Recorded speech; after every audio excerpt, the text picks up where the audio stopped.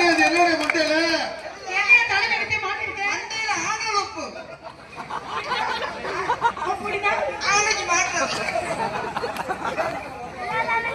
என்னடா மசாலா குண்டை பொழக்க அடி வாங்க போறேன். நீ ரொம்ப சொன்ன அது சரிதான்.